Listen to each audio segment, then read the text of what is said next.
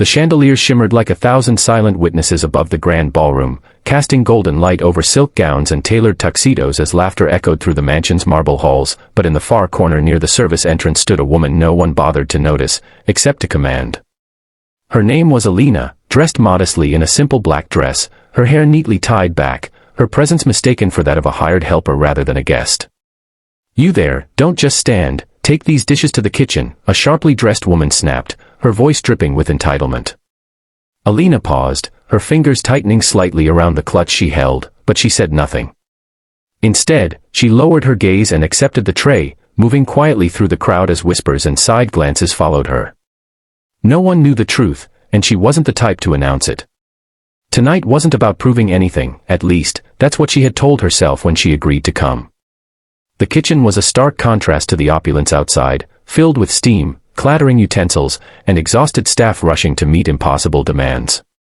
As Alina began rinsing plates, her reflection flickered in the stainless steel sink, and for a moment, memories surfaced, of nights far colder, far lonelier than this. She had once lived a life where even this humiliation would have seemed like a luxury. But everything had changed the day she met him. Meanwhile, in the ballroom, the guests buzzed with excitement, unaware that the host of the evening, the elusive billionaire owner of the mansion, had yet to make his appearance. Rumors floated like champagne bubbles. Some said he was arrogant, others claimed he was mysterious, but none truly knew him. And yet, he was already there. Watching. Waiting. As Alina scrubbed the dishes, a young waitress beside her whispered, "You shouldn't be doing this, you don't look like one of us." Alina smiled faintly, her voice calm. Sometimes, it's easier to let people believe what they want. But deep down, her heart beat a little faster. She knew he would come. She just didn't know when. Back in the hall, the same woman who had ordered Alina around laughed loudly with her friends, boasting about status and influence, completely unaware of the storm she had invited upon herself. Then suddenly, the music softened, conversations hushed, and all eyes turned toward the grand staircase. A tall man in a perfectly tailored black suit began descending slowly, his presence commanding the room without a single word. His sharp gaze scanned the crowd, not with arrogance, but with purpose. This was Alexander. The owner. The billionaire. And more importantly, Alina's husband. Gasps rippled through the hall as guests straightened their posture, eager to impress. But Alexander wasn't interested in them.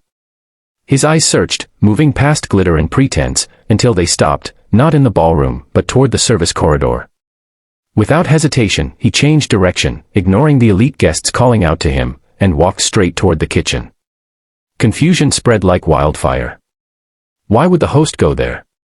The kitchen doors swung open, and the noise inside fell silent as staff turned to see the most powerful man in the room standing before them. His eyes locked onto Alina, who stood still, her hands wet, her expression unreadable. For a moment, the world seemed to pause. Then, in a voice both calm and filled with quiet authority, he said, "Why are you working?" The room froze. Every staff member exchanged stunned glances. Alina gently placed the plate down and dried her hands before meeting his gaze.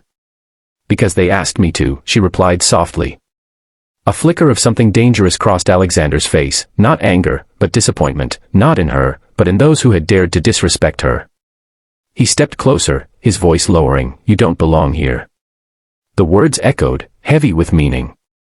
And then, without another word, he reached for her hand, lifting it gently, as if it were the most precious thing in the world, and turned toward the stunned staff. "This woman," he said, his voice now cold and commanding, "is my wife." Silence. Absolute silence. The weight of his words crashed over everyone like thunder. The same hands that had been washing dishes moments ago were now being held with reverence by the most powerful men in the room. Outside, whispers turned into shock as Alexander led Alina back into the ballroom, her presence now transformed, not because she had changed, but because the truth had finally been revealed.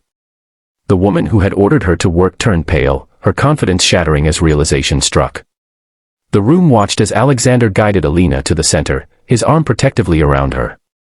"Respect," he said calmly, yet firmly, "is not defined by appearance or status. Tonight, some of you have forgotten that." No one dared to speak. The air was thick with tension, embarrassment, and awe. But Alina, she simply stood there, graceful and composed, her eyes meeting his with a quiet understanding. She had never needed validation, but he had given her something far more powerful, recognition. As the night continued, the tone of the gala shifted completely. Those who had once ignored her now avoided her gaze, while others tried desperately to recover their dignity. But the message had already been delivered. Sometimes, the quietest person in the room carries the loudest truth. And sometimes, the one you underestimate is the one who owns everything. If this story gave you chills and reminded you never to judge someone by their appearance, don't forget to subscribe to the channel for more powerful, emotional stories that reveal hidden truths and unforgettable twists.